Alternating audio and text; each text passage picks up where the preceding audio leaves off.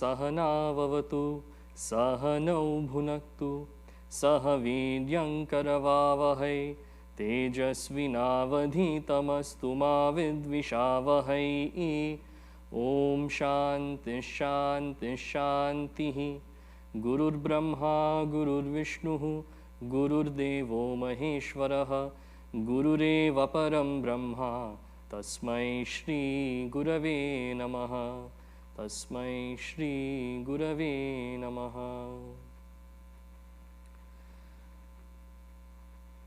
Approaching life, it's important to know what the purpose is. On a grand scale, what's the reason for this birth? What am I doing progressing through it? What are the milestones I should be reaching? Also in daily practice. Every day, what is the purpose of today? Have I accomplished it? Or else a stagnancy hits. We get complacent, easy to get lost in the happenings of the world. And instead of my environment being a product of me, I become a product of my environment. That's one of the definitions of bondage that we'll look at today. Now, in our quest to understand this purpose, at a micro level and a macro level, we are blessed with Shastra, various forms of scripture that help us in this alignment.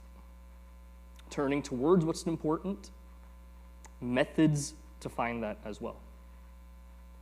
Now, if we look at our Advaita Sampradaya, this lineage of the philosophy of non-duality that Chinmaya Mission and therefore all of us belong to, there are two types of texts. One is the type where it's to contend with opposing views.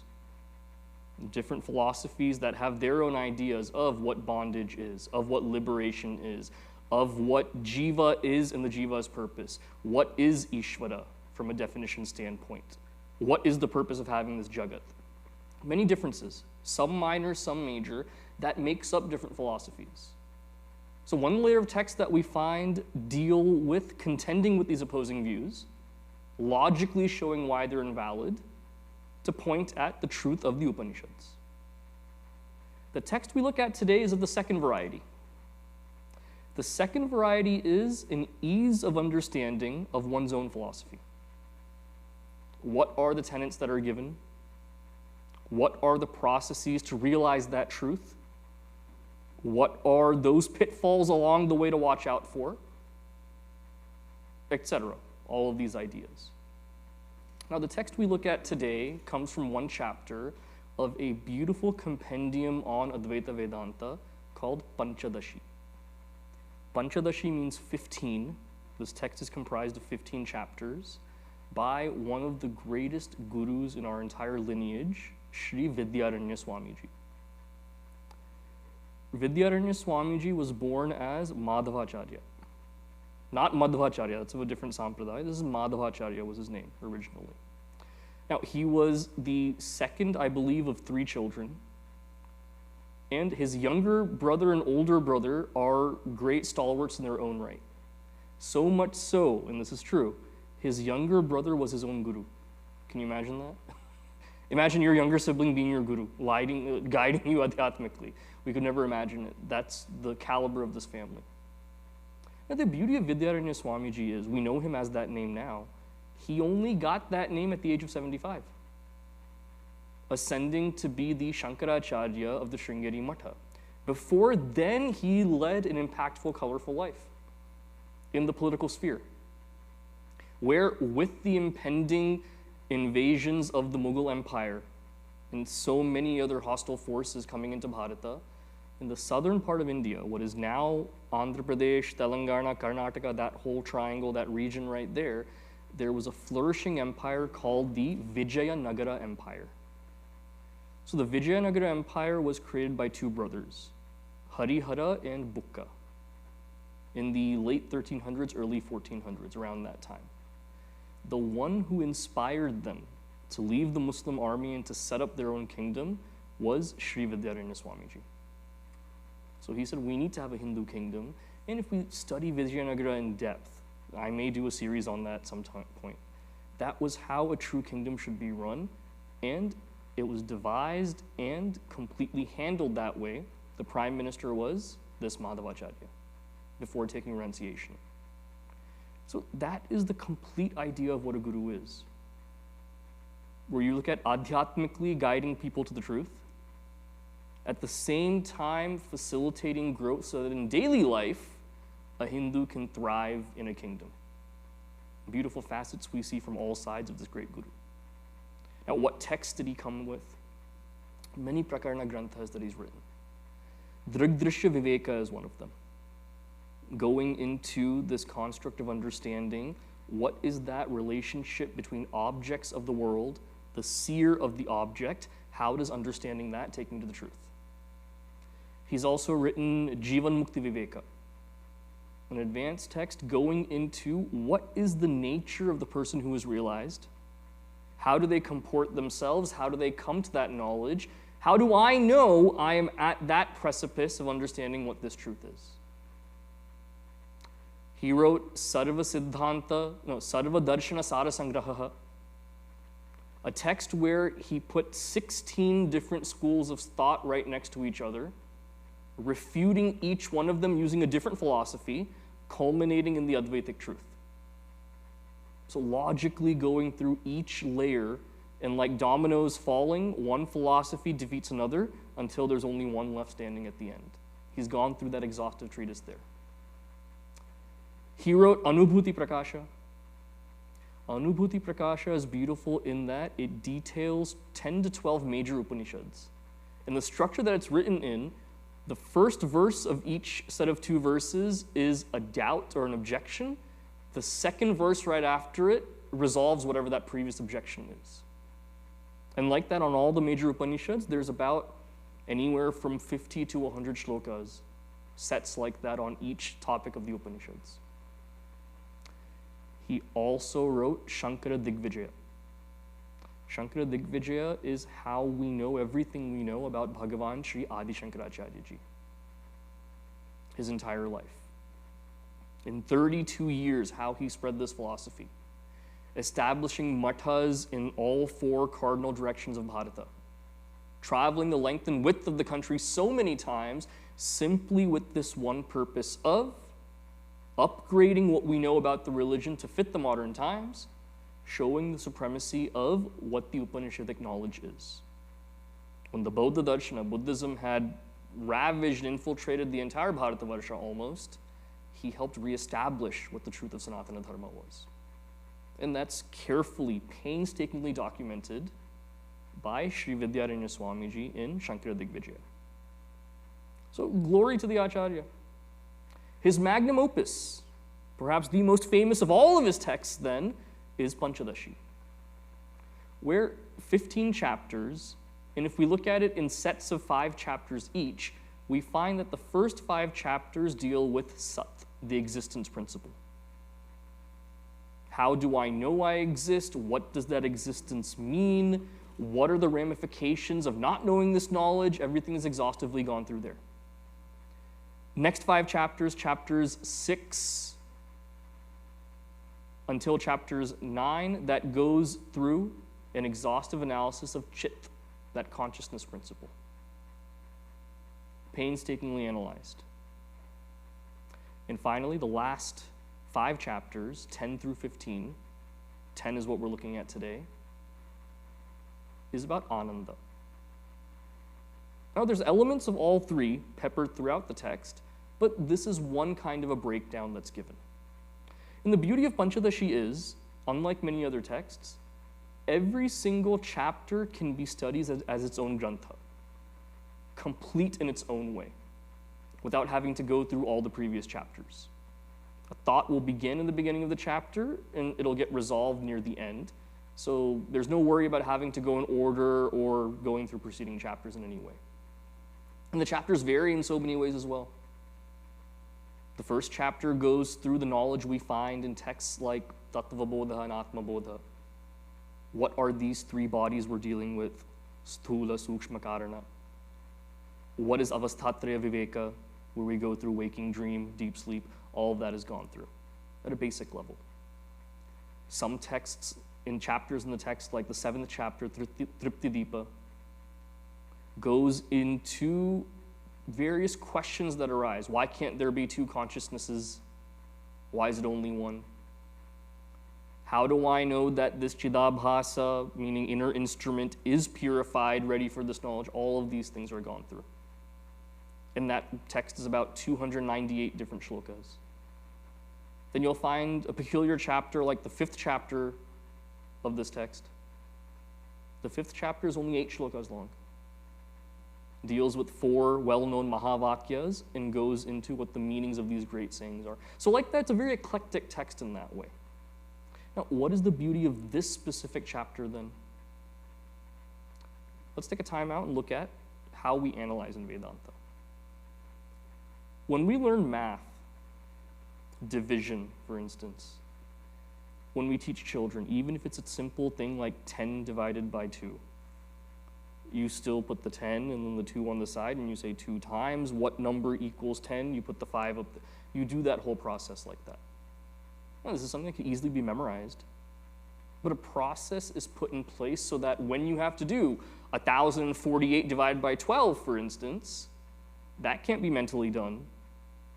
Unless you're that recent, 8-year-old Indian kid in Idaho that did that, unless you're like that, that can't be mentally done. Therefore, you need some process to go through. Processes have to be scalable that way for thinking, in a way that each individual can understand it. I was watching a TV show recently where there are a bunch of gangsters. Even a gangster wants what's best for his child. As much as you all want your kids to be educated, even gangsters want their kids to be educated. They say, hey, don't take up this path like I did. Please go get yourself educated. So he's telling his son, he's 15. He says, you have to study hard in school and everything. And this dad's a big-time mafia don. So the kid's failing at math, apparently. So he wants to tutor him. And he's trying to teach him, addition, subtraction, all of these things. Saying that, look, if there are 5 pieces of candy right here, you take 2 away, there's only 3 left. He's going from that level like that, building up. The kid can't compute these things. Then the dad says, okay, he grew up around me. Let me give a different method right here. He says, we go get hafta from people every single week. Last year, we got $20 from this guy, $10 from that guy, $6 from that guy. The other guy did not pay his 20%, so I sent some goons to beat him up. What was the 20% I took from that guy? Instantly, the kid knows the answer right away. Because you talk in that mafia context like this, the interest is there. He's like, he's fully honed in. And he says, yeah, this is the amount right there. So like that, whatever interests I'm in or whatever mindset I'm in, the framework has to be presented to me that way so that I can understand this knowledge. The beauty of Vedanta is to understand this one truth of what my true identity is. A multitude of frameworks are available to me. What are some of them? Panchakosha Viveka. For this one, there has to be some knowledge of, there are various layers that I have in my personality. Some that are readily seen, experienced, understood. Some that are more subtle that need some thinking. Some that need Shastra to tell me this layer exists. That's all in this framework. For example, the 5 sheets, then Panchakosha. You have at the very basic layer, Annamaya Kosha. This body that is made up of this matter right here, sustained by food, sourced from food, going back into food at the end. This is one layer. A physiological layer beyond that, Pranamaya Kosha. Those functions of my body that I do not necessarily have to control, they simply happen on their own. Circulation of blood, digestion of food, breathing, all of this happens naturally. That's one more subtle layer of my personality. Manomaya Kosha, 3rd layer, seat of emotions that I have. This is readily recognized, even if I don't think about it, seat of emotions.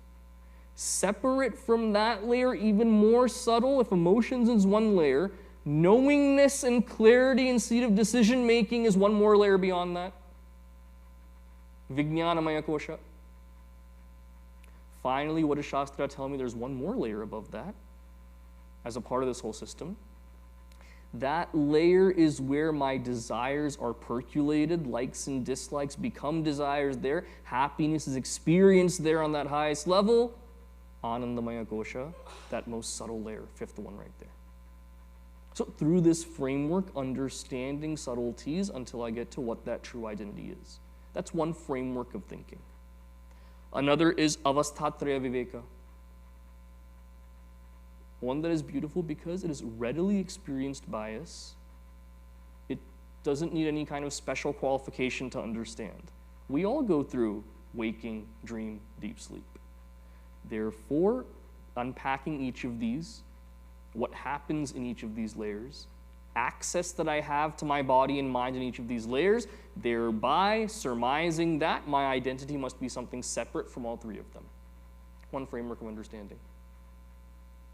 Another one, karana, karya viveka, karana, cause, karya, effect. Where are you from? I came from my mother. Everyone is from their mother. What kind of question is that, right? So from the most basic source like that, all the way more subtly, where does everything come from? What is the source of this entire universe? Sat, existence principle, is where I have to take that logic to. No other place I can go. Now, what is the framework for this week that we look at, specific to this chapter right here? Sakshi Chaitanya Viveka. Sakshi meaning witness, Chaitanya meaning that consciousness principle. Where if you've looked at texts like Advaita Makaranda, Drigdirsha Viveka, Kenopanishad, these texts go into understanding this line of thinking. Where it's important to see, I've mentioned this before elsewhere, the beauty of our philosophy is the very question that is asked based on these frameworks is far ahead of different philosophies and their conclusions. The very question that we ask is far ahead of the conclusions of various philosophies. For instance, you look at a famous French philosopher, René Descartes. His famous statement is, I think, therefore, I am. Where for him, existence is predicated, knowing that he exists, is predicated on the fact that because I have this thinking capability, that is how I know, essentially, that I am existing. Thought is proof of existence. Let's keep that on one side. And that's seen as one of the highest philosophies we can come to. That's the conclusion that he came to in his text called The Meditations. Now, look at the question posed by the student. The question in Mundakopanishad, or in Kenopanishad, sorry. In Kenopanishad, what is the question? The Shishya says, Hey Guru, I know that I see objects of the world with my eye. I know that my mind makes some recollection of what is seen by this eye, and therefore has some memory associated with it, and some cognition happens there. I know that my intellect sees this mind, some decision is made based on that cognition. I want to know, what is that entity that sparks even this intellect right here? That's his question. One philosophical conclusion that we're looking at says, because this intellect is present, therefore that means existence is there. The question asked by the seeker in Kenopanishad is, I know that the intellect is inert at the end of the day. What is that source illumining this very thing in the first place? See how the standpoints diverge like this? Because of a reliance on Shastra. So this Sakshi Chaitanya relationship we're looking at right here is, what is that ultimate witness of all of these happenings? Now, one beautiful way of assessing these shlokas here, we can say that there are many different types of shlokas. You take Srimad Bhagavad Gita, for instance, there are those where Arjuna is confused and asking different questions. Bhagavan Sri Krishna gives him tips on sadhana in some places, analysis of the inner personality in some places, talking about what the Jivan Mukta is like in some places, realized person, then going to his own glory in some places. It seems very hard to categorize. In a Prakarana Grantha like this, it becomes a little bit more simplified. Reductive, but we can look at it in two different ways right here. One type of shloka that we find will always be on Siddhanta. Siddhanta meaning fundamental principles. What is my true nature? What is the source of this entire creation? What is the composition of this entire creation? What is the role of that Ishvara in the life of this jiva, ordaining it through this jagat? These are all siddhanta. Uncompromising, irrefutable fundamental principles that make up the edifice, the foundation of what the religion is. Siddhanta. The second type of shloka we'll find is prakriya, process-oriented, where this is the mindset I have to realize this truth in siddhanta. These are the processes I must go through of purification, of expanding my mind, of concentration, of restricting this inner instrument, of negating this inner instrument. This is all prakriya. So siddhanta, principle, prakriya, process. These are the two different types of shlokas we'll be looking at in our study.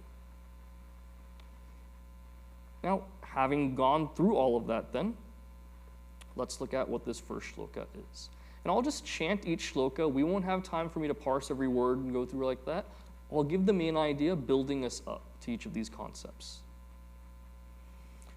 Paramatma dvayananda purnah purvam svamayaya svayameva jagad bhutva pravishad jiva rupataha.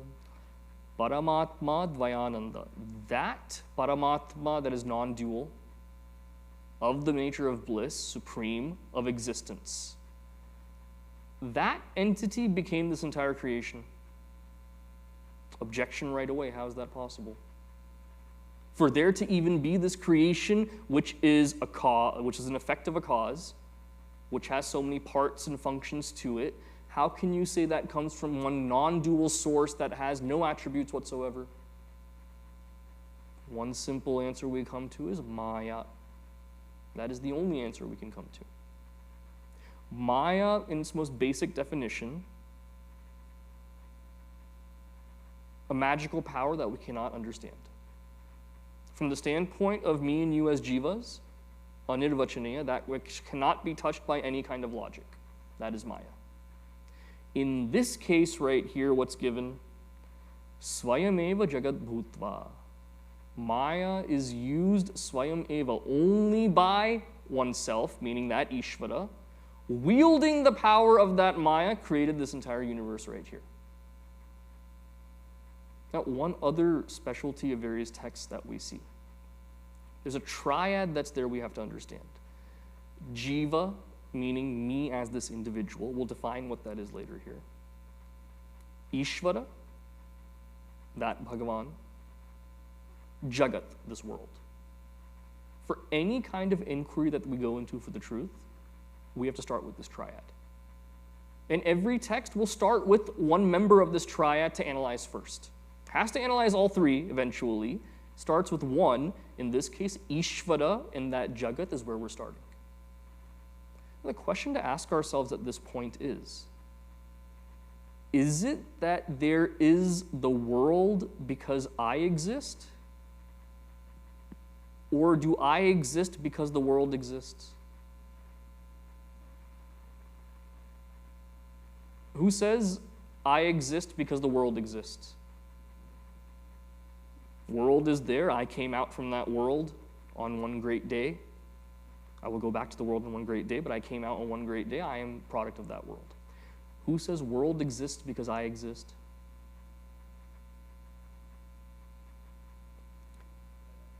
The purpose of this Jagat existing is to serve as a playground for me as the jiva to exhaust my vasanas. That is the purpose of it. Bhagavan was not bored sitting there one day saying cowboy season is already over, it's not even December, life sucks, let me make a world. It's not how that happened. The reason why this entire Jagat exists is because as this jiva, and why am I born as this jiva? That'll come later, okay? The answer to that you won't like, but it'll come later for sure. This entire Jagat is the playground to exhaust those vasanas so I can get out of this jivatva. Therefore, Jagat exists because I as a jiva exist. Because that Jagat is there, someone has to wield, ordain, have some authority for this entire world. Ishvara is there for that reason. Why am I explaining this in the very beginning? Because anytime we look at an Advaitic text, the first question always has to be, okay, there is no creation in the first place. Everything is only that one existence. Why does talking about the world even matter? This is why.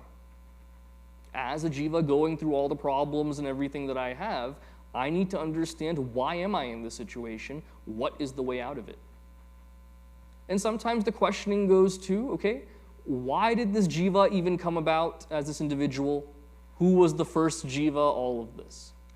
The answer given to that is beginningless, anadi. There is no beginning to it, just that is the way it is. Oh, but that's a cop-out, doesn't logically check out. Okay? When Puja Gurudev, studying at the feet of Puja Swami Tapovanji Maharaj, approaches him and asks him, what is the origin of ignorance? His guru's answer was mind-blowing. He lovingly snapped at him, saying, are you here to study ignorance or to study the nature of knowledge? What are you here for? Gurudev understood right away what the meaning of that was. Imagine you're walking in like a desert area. All of a sudden you fall into some quicksand. And the beauty of quicksand is the more you struggle to get out, the faster you sink into it. There is a way to get out though. You increase your surface area as much as possible. I didn't try this, Bear Grylls told me. You increase your surface area as much as possible and you're able to roll out the right way when you're getting on the surface right there. So you get in there. And instead of doing that, you start a process of inquiry. Why did I fall in here? How did I fall in here? My Google map didn't show me there was quicksand right here. How was there this whole massive quicksand right here? Why is it that 3 other people were walking by me? They're all on dry land. I only fell into the quicksand. Why did that happen? By the time this inquiry gets to a critical point, you are critical by then. You're under the whole quicksand. The point is to get out. Same thing if you fall in water when you're canoeing. How did I fall? How did the boat tip? It's not even that many waves. You're drowned by the time you think about all this stuff. Focus on getting out. Similarly, finding myself as a jiva in this world right here. For every single lifetime that I live is a gift. A gift, why? It gives me the capability to get out of all of this. Should that be my focus, or is it on where did the jiva come from? Why did the jiva come from? Which number jiva am I in all of this? None of that matters right there. Am I focused on ignorance? Am I focused on that knowledge? The Shastra points me in that right direction. Or else, in the name of inquiry, what I end up doing is, it's a famous proverb in Sanskritam, kakadanta parikshanyaya. Kakadanta pariksha. Where I go to university. What are you majoring in, beta? I'm majoring in counting the teeth of a crow. Okay. We need people that do all different jobs. That's fine. Just as the world needs lawyers, the world also needs people that count the teeth of a crow. Okay, what is your master's degree in now? Specialization, this specific species of crow, counting the teeth of that kind of a crow. Okay, wonderful. And PhD, what is your research area and thesis in? I found a new species of crows and discovered them. I'm counting their teeth and seeing how many they have. I've paid tuition to do all of this, no doubt. I am the supreme authority on this topic in the world. What have I accomplished by doing all of this, though? Other inquiries can be the same way. Which is why when there's any inquiry taken into, using Shastra as, not a crutch even, as the very source that I go into, that is completely necessary. And the Apurvata, specialty of the Hindu Shastra is, it is the only scripture in the world. I'm talking about the Veda, Bhagavad Gita, Brahma Sutra, their derivatives in the form of Prakarana Granthas. This is the only set of scriptures that answers this question of what is my true identity. No other philosophy, no other religion even scratches the surface on it. So am I here saying Sanatana Dharma is the greatest religion in the world? You bet I am. Unless I believe that fully, I won't see this as the one truth to dive into completely. And it's given in so many angles for that. So ikshanam is the verb given here. Ikshanam He entered that world. Created that world and entered it. In what way? We see this in the second shloka now. Devadyuttama deheshu pravishto devata bhavat martyadya dhama deheshu sthito bhajati devatam. Devatyuttama deheshu. That Ishvara, that Paramatma, entered the bodies of devatas. All these presiding deities that we have, entering those realms in order to run this jagat. That's one role that Ishvara took up. Devata bhavat. Sthito bhajati devatam. That same Ishvara enters the bodies of those who worship those devatas. That's you and me. Inferior bodies. That same Paramatma comprises those as well. What is this to mean right here? That it is not that there is divinity versus that which is undivine. That is not the Hindu construct at all. Looking at the Abrahamic lens, we see that there is that which is divine and that which is satanic or demonic. That's not the gradation we look at. The very definition of Maya is Trigunatmika Maya. Maya expresses in the forms of the three gunas. That is the framework that we look at. What we say as evil is completely filled with rajas and tamas. Evil is nothing but that terrible preponderance of that without any kind of sattva. That which is divine is predominantly sattvic. That's why it said Ishvara is that pradhana sattva. Preponderance of sattva is the highest in that Ishvara. The sattva that you and I experience as jivas is malina sattva. That sattva which is malina, diluted by the huge influence of rajas and tamas that is in us as well. The entire point of a sadhaka, process-oriented, is to rise from this level of tamas and rajas to be sattvic, eventually even letting go of that, triguna atita, being above the gunas. That is the sign of that realization. One of Pujya Gurudev's names, one of my favorites, Trigunatmikaya Namaha, the one who is above the gunas. Gunatitaya Namaha, Gunatitaya Namaha, Guna Atita, the one who is beyond these three gunas. Now, what is the other significance of understanding that this Ishvara is in and through everything?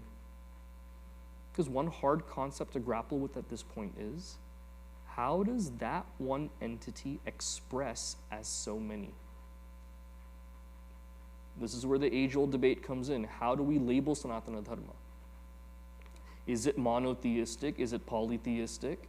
Can we make up other phrases that sound amazing? Qualified monism, non-dual monism. I've heard all these different phrases before. It only confuses me further. Our religion does not fit that kind of a framework. It's apples to oranges right here.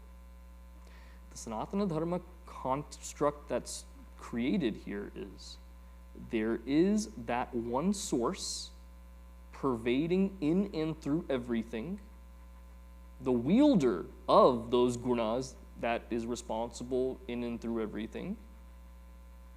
If it comes from that source, technically we can say it is pervasive through all. Therefore, because of that one consciousness principle, that one appears as many. And take any example that you want that personifies that. Pujya Gurudev's favorite example was that one electricity that goes through, that's in the light bulb, that's in the laptop power right here, that is in the toaster oven. Everything is that one consciousness going through.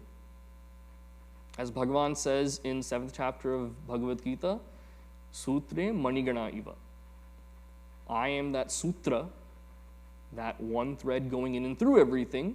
Manigana, different forms of everything can arise that way. Forms that we know of, forms that we don't even know of. On Sunday, I was at the home doing a home satsang for a set of families. All their kids are between the ages of 3 and 7. So naturally, 2 days after Halloween, my first question was, what did you dress up as for Halloween? So I'm going through. So you have the usual basic Spider-Man, Superman, Batman, all these kinds of mans that there are. And then they would say these things I never even heard of. I said, what is that from? And I think the kid said something like a K-pop demon fighter, what? K-pop demon slayer. I had to ask 3 times what that was. I didn't even know what that is. So now, my acha din gaya, I think, because being 25 years older than those kids now, I don't know what they're talking about. So it was a good ride while it lasted. It's come to an end, my days of knowing what they're talking about. So forms that we know, forms that we don't even know, that are arising every day, that is nothing but that Ishvara pervading as well, in all different forms. Now, after explaining this manyness, first 2 shlokas again recapping. First shloka, we see that this entire prapancha, this entire jagat, is nothing but expression of that Ishvara. In the second shloka, we see what is it, multitude of forms, how is that taken up. Third shloka then goes into talking about this jiva. Where do I find myself in the entire gambit? Aneka janma bhajanat svavicharam chikirshati vicharena vinashtayam mayayam shishyate swayam. Aneka janma. What other shloka do we chant every week that starts with Aneka janma? Guru Stotram, Aneka janma samprapta. I know, some of us are awake when we chant that also. It's given that what do I gain after living after these lifetimes again and again? That is the glory of the Guru that gives me what I gain. Prapta, what I gain from that. Here, what's given right here, Aneka janma bhajanat, because of devotion that is ardent, lifetime upon lifetime, that brings me to this point to do self-inquiry. Self-inquiry on what? Understanding what is my true identity. Even having that proclivity to want to understand this is nothing but blessings of Bhagavan. Yeah, we chose to understand this, chose to come to satsang, chose to follow Gurudev's teachings, yes. Even coming to that choice is nothing but blessings, nothing but those samskaras being passed down lifetime upon lifetime. Because if we were in a position, say, to feed our families, we have to work 3 or 4 jobs, which there are people that have to do that. Where's the time for vichara in the first place then? We blame people saying, oh, with so many Hindus in the world, 90% of them don't even care about this knowledge. They just do rituals mindlessly, go to the temple and that's it. Play dandiya time during Navaratri and that's it. There's no inquiry going on. Even having that capacity to have time to inquire, nothing but a blessing right there. Doesn't make anyone superior to anyone else, just that in a jiva's journey, this is even rare to come by. Because countless actions performed in previous births, they lead to a certain trajectory. A trajectory that makes someone calm of mind, a trajectory that gives someone the samarthya, capability, mental capacity, intellectual yearning, as well as the comfort to be able to inquire. All of that has to be there. Now, a deeper question comes in here. Bhajanat is a beautiful verb given right here. That's not just devotion. Practice of devotion is bhajanat. What role does that serve then? Because there are different camps of people that express their thoughts. One view is if this knowledge is the highest and that's what matters most, why worry about all this bhakti and puja, patha, parayana? Why does it matter at all? Why not just study that deepest Advaitic truth and be done with it? That's one camp. Another type of thinking, the one I contended with recently, the conversation was, for most people wanting a sense of community, wanting to know Bhagavan loves them, wanting to love Bhagavan themselves and make themselves better people, that is the vast majority. So it doesn't really matter if we don't come to this knowledge right here. It's okay. The resolution to all these different types of thinking is, when we look at it from a narrow standpoint, this is when we fall for these different kinds of confusions. Even Arjuna in Bhagavad Gita, to open the 5th chapter, His question to Bhagavan Krishna is, okay, so far in the second chapter, you talked to me about, he doesn't say in the second chapter that we've made those chapters, okay? He's just saying previously in the conversation, previously on the episode of Bhagavad Gita, you told me very clearly that action is supreme. That is how I improve myself. Then you told me knowledge is supreme in the fourth chapter. Without this knowledge, there is not knowing your identity. Therefore, that is supreme.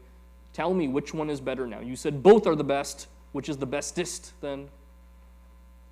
Bhagavan says, it's not looking at it as which is the best. It is a sequential process you have to go through. For wherever you are in your growth, action is the best for you if your mind must be purified and not ready for renunciation. After those vasanas having been exhausted, for where you are at that point, knowledge is the best right there. It's a whole sequential process. Similarly, what's given right here with bhajanat. Without that pure, ardent devotion and upasana done to Bhagavan, there is no spiritual growth. So I cannot have it both ways. I can't have it conveniently where I say, I just want to go into philosophy, study what the deepest books have to say, go through all that logic, but do not make me put a flower on Ishvara. I don't want to do all that stuff. It does not work.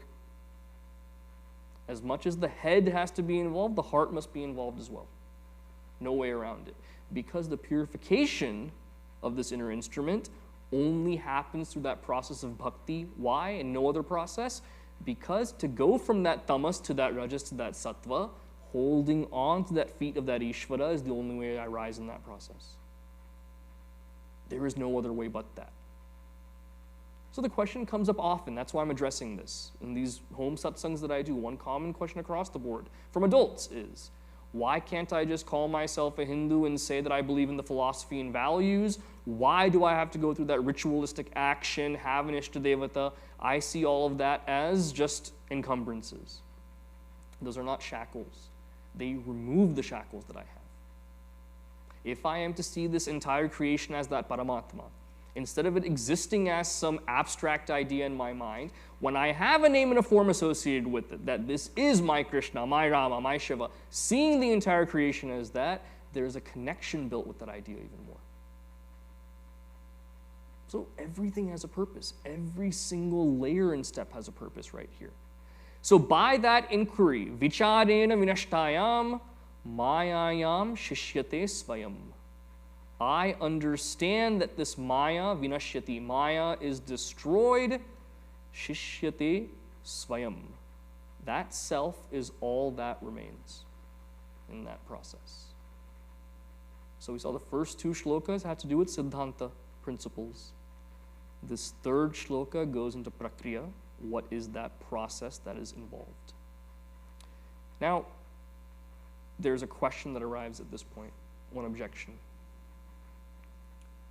If we were to define liberation, we say that liberation is abiding in my own true nature. Abiding in my true nature. What is true nature to me? Because if you tell me that true nature is something that lies beyond this body, have we ever had any experience where we are not this body?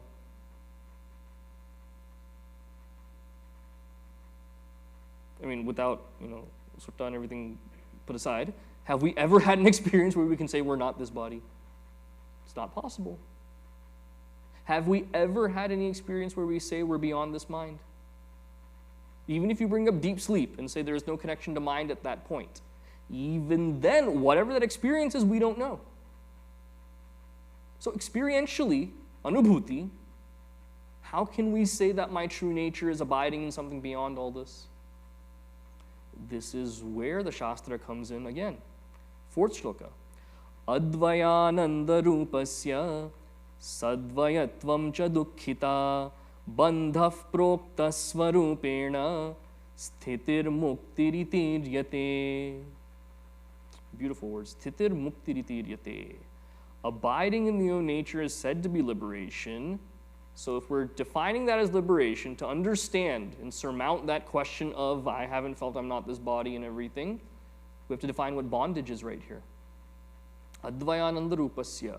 That bondage is not knowing that I am, at the end of the day, this non-duality. Seeing myself as that duality is dukkita, cause of that sorrow in the first place. What does that even mean? What is duality at the end of the day? Two, dual. As Bhagavan Sri Ramana Maharshi puts it in Saddarshanam, another beautiful text. He says the entire reason for my sorrow is this and that. The moment I say something is this or that based on closeness to me, the moment I point that out, that means I'm indirectly pointing out an I right there. As opposed to that I, this is a this and that is a that. You. The moment I say you, I'm separating that from I once again. So anything I point at like that points back at the I. I'm not starting an argument on pronouns here, okay? I'm just saying this to prove this point that these are the ways that I is established constantly, whether we know it or not. With every one of these different pronouns, I is being strengthened at that time. Because there is an other, something separate from me, there is a fear that arises. Possessing something that is mine, that gives me joy, that allows me to know anything, holding on to that possessing is different from me. It can leave me at some point. Whether that's a person or a thing, anything like that. Having a fear and aversion of some other person. They make me feel a negative way or give me some kind of toxicity. That causes a fear again, seeing them as the other. Seeing something else as the other that I cannot understand as much as I try. There's a fear associated with that lack of clarity as well, hurting me at the intellectual level. Otherness is a cause of every single sorrow that I have. Some scary things I have to do sometimes as a brahmachari. Last night, I came home from a Bhiksha 2 nights ago, about 10 p.m. And then Sunday, I tell them every time, make sure all the lights are off at the end of Balvihar. But at the top right corner right there, one of the lights is on. And this was Sunday night.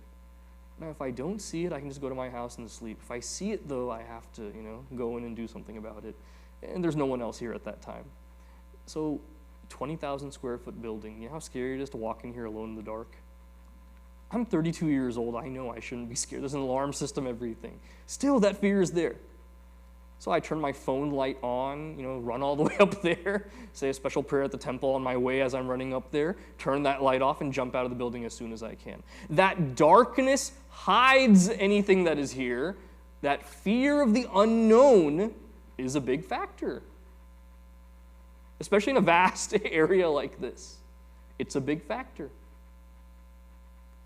So otherness causes unknown, otherness causes attachment, otherness causes aversion. All of these are known as that sorrow of duality. Coming out of that is the greatest liberation. Now, knowing my own true nature means what very clearly right here? That the process of coming to this understanding of what I am, karma cannot get me there. Another basic tenet we have to go through. This is beautifully given by Bhagavan Sri Adi Shankaracharya ji in his Mundakopanishad Bhashya, where he says, karma's result is 4 things. Apyam, prapyam, vikaryam, samskaryam. Apyam is to make something, create something. When we eat dinner, the ingredients that goes in lasagna is cheese and that pasta and the tomato and everything. You don't sit there and eat, 10 tomatoes separately, then a whole gob of cheese, then you take pasta, and it has to go together in some way. That karma results in apyam, creation, of taking various elements, making something that is new. Apyam. Prapyam. acquiring something that I don't already have. That's our whole barter system right there.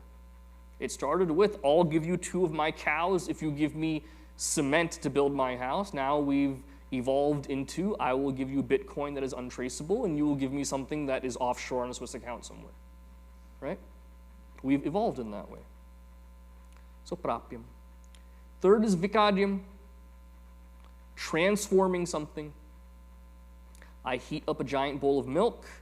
I put in a little bit of the curd, samskara, the culture in there, let it incubate overnight. I open it the next day. The whole thing has become one massive curd. Vikadyam, transform the very entity in what it is, its very nature. Finally, samskadyam, purifying something. The reference is given in Atmabodha, the Kartaka nut, that even in the Himalayas, before Swachha Bharat and everything, even before way back then, the water was pure. Even then, there was sediment and dirt and things in the water. That's their only water source, though, the river.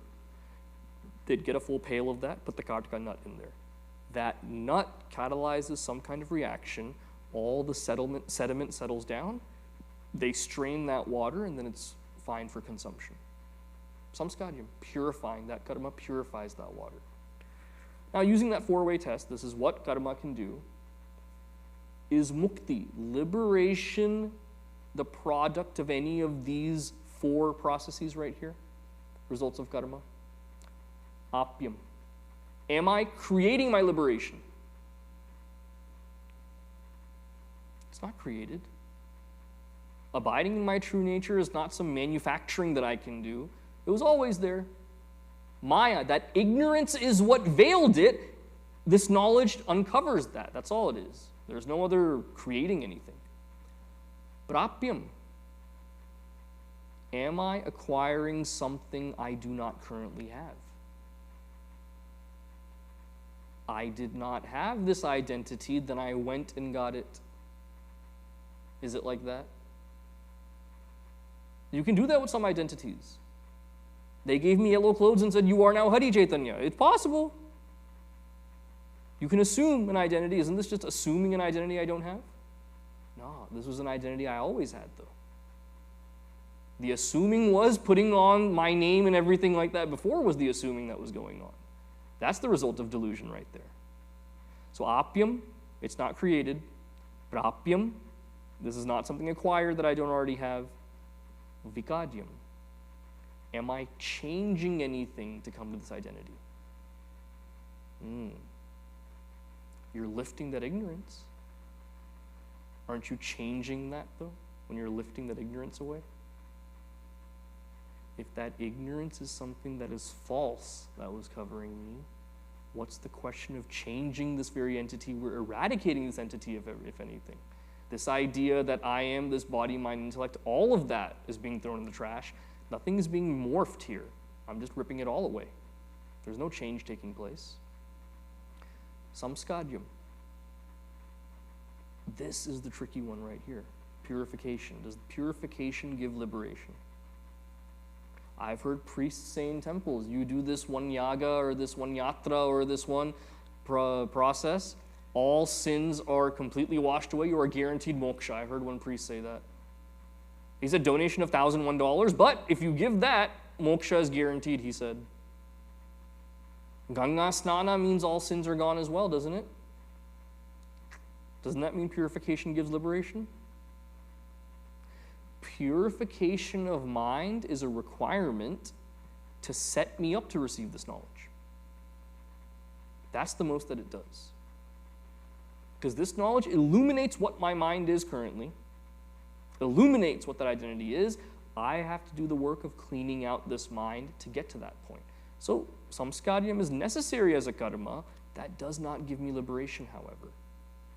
So clearly going through this 4-way test, we see eradicating ignorance through knowledge is the only way to get to this liberation.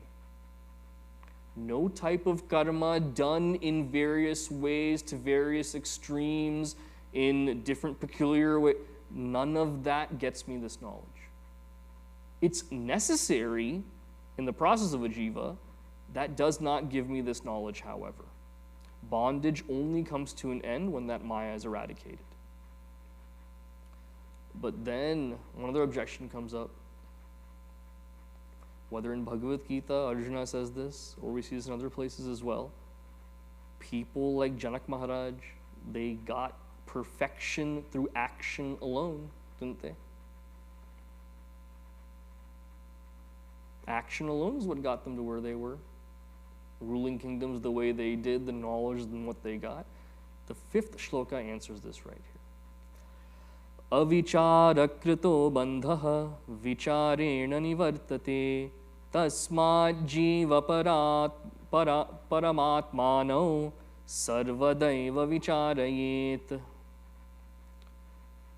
The bondage that we're looking at, bandhaha, avicharakrito vicharena nivartate. It comes from lack of discrimination. Lack of understanding what is real and unreal. Lack of understanding what are steps in an entire process of what leads to what. So when we say someone like a Janak Maharaja, action is what led to perfection. Perfection from what standpoint? Perfectly executing dharmas, perfect clarity of thinking, that means I have a close to perfect inner instrument, no doubt. Good, perfect. Does that mean I have knowledge, however? Knowledge is not that my mind is beautiful, my mind is perfect. Knowledge is I have no mind. That this very inner instrument that I'm functioning with is an equipment, a tool that I use, just like the rest of me. This inner instrument is nothing but an illusion. It is false. My identity is something different. I use a lawnmower. I use a fly swatter. These are all equipments that I use for my happiness. Thank God I have them around me. I'm never identified with those things, however. Similarly, this body, mind, intellect, instruments I use for a purpose for my growth, I am not any of these things. That discrimination, viveka, lack of that is the bondage I find myself stuck in right now. Which is why the inquiry that has to take place is tasmat jiva paramatmano sarvadaiva vicharayet. The thinking has to be, what am I as this individual? What is that Paramatma as the Supreme Self? That has to be my opening way of thinking about this whole thing. And in this specific text right here, what we find as the example given in the focus is, with all the happenings that are going on with this body assemblage of the BMI, how do I remain as a witness away from all of this and simply watch what is happening? That is the vichara taken up here, with one of the most beautiful examples that we can ever find.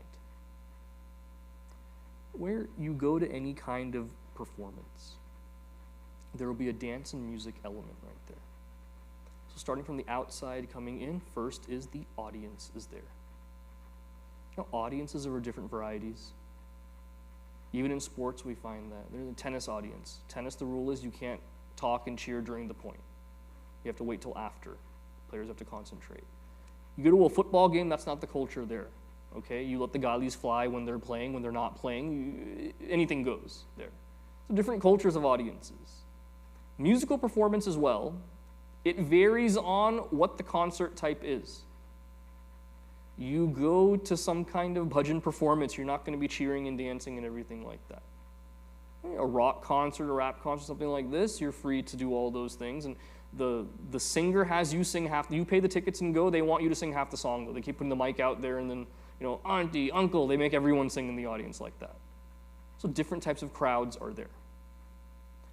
At the end of the day, the strength of the crowd and the enthusiasm of the crowd, that makes a difference in how the musicians and dancers perform. If a crowd is interested, enthusiastic, engaged, they put out a better performance. Same thing for a brahmachari when they speak. If the audience is sleepy and everything, if you yawn, I yawn. It's a mirror thing, right? If 10 people yawn, I feel like yawning 10 times as well. That's why I don't eat too big of a meal before I give a lecture. And the ammas in the Sunday sessions are so loving. No, eat more, eat more. I say, look, if you fall asleep in my lecture, that's expected. No one's going to blame you for that. It's normal. If I fall asleep in my own lecture, that looks really bad, especially when we're streaming to YouTube and everything. So that's why I don't eat a big meal, right? If I sleep, it looks not too good out there. So there's a kind of energy that you get from the audience. Then you have the musicians and the dancer. The tempo that the musicians play in, dancer has to dance at that. I went to an arangetram, and dancers dancing, and I think the musicians had some kind of visa problem, right? So instead of coming in like a month before when they should have, they came in a week before. So they had literally 4 or 5 days of practice, I think, is all that they had. And it showed. Because these musicians also, they're playing a certain tempo and you can't hear anything well there. The dancer's looking at them angrily every now and then. You're playing too fast, I have to go, you're dragging, I have to. The dancer has to adapt to what the musicians are doing up there. And the musician's job is not easy either. Every note, for it to be in tune and to sound right, it's not just based on their skill, the instrument they're playing has to respond as well and be in tune. That's why we went to Chinmaya Vibhuti for a concert. There was some singer, Hindustani classical singer, with a Perti harmonium, and then there's a Shehnai on the side, and someone violin, all these different instruments there. The first 15 minutes is just them tuning their instruments. And you could tell the guy sitting in front of us was a novice attendee. After they finished tuning their instruments, he started he thought that was the first song that they had played. They're tuning their instruments, oh yeah, ooh. They hadn't even started then yet. Everything has to be set up the right way.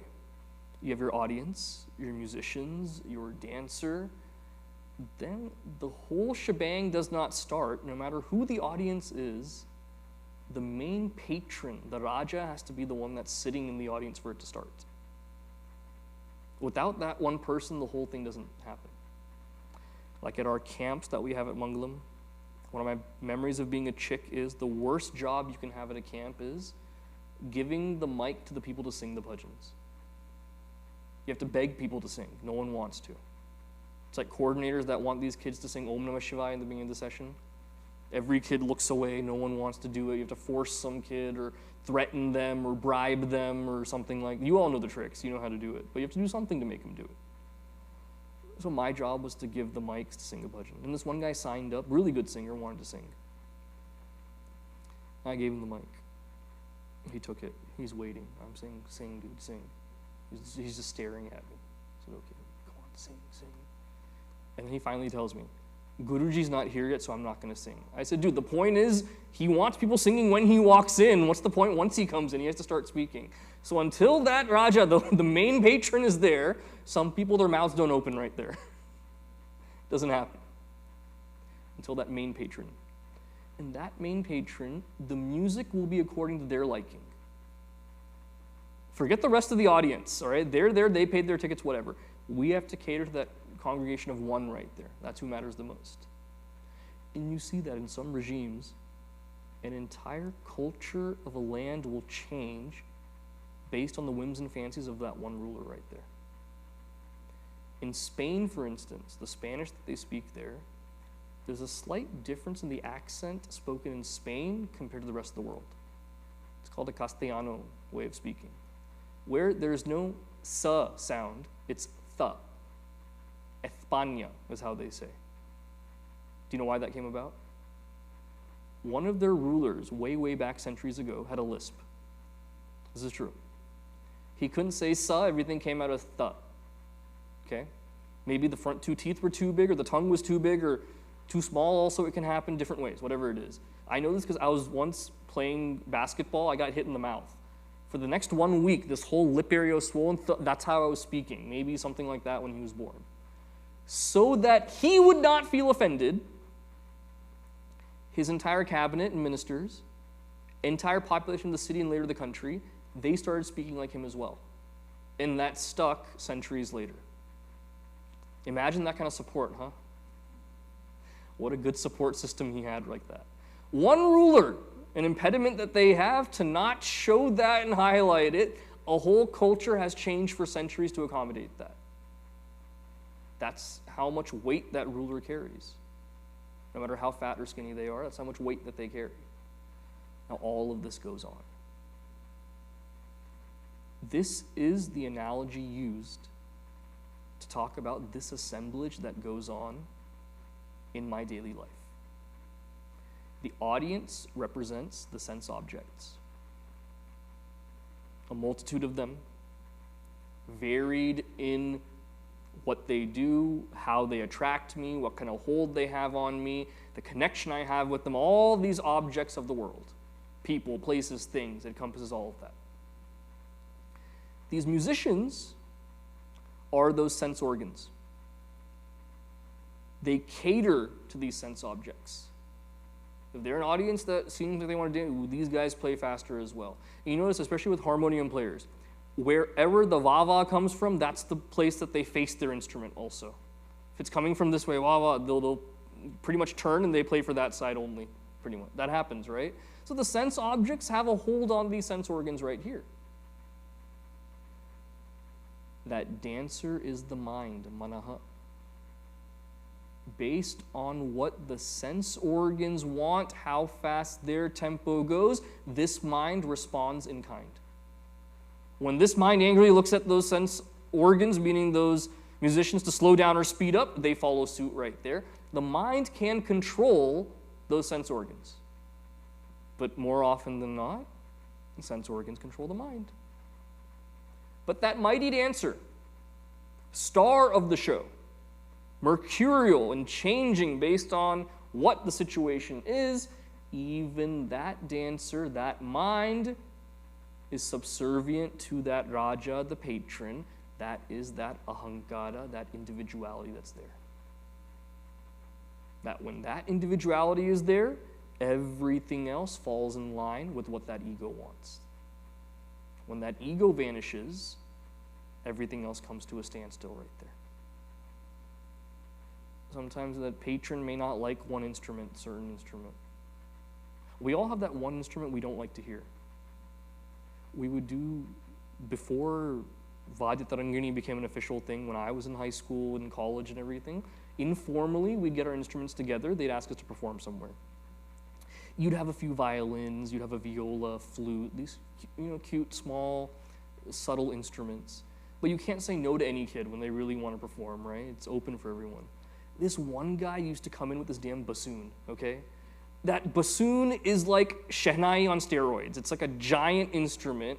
There is no subtle, cute way to play that instrument, man. Even the lower, pow, pow, that's how it sounds. So we'd be Radha Venu Gopala, pow, pow, pow, pow, the whole entire time. So if there's a patron, ego, ahankar, the Raja there that doesn't like that one instrument, he can look at it like this and that guy will say, okay, the king doesn't like it. I want to keep my head connected to my neck, therefore I will not play my instrument anymore. We used to look at him like that too. He never used to stop though. A bassoon. I never liked that instrument for that. It overpowers everything else. So that patron, if he walks out, the whole thing stops. In this entire assembly, there is one entity. The presence of this one entity enables everything else to take place. An unsung hero we don't even think about. The absence of which nothing is possible, that is that singular light shining on that stage. Without that light, the audience does not perceive the dancers. The musicians cannot see their instruments. The patron, no one can stand up and honor that Raja when he comes in because no one can see. Nothing happens without that one light.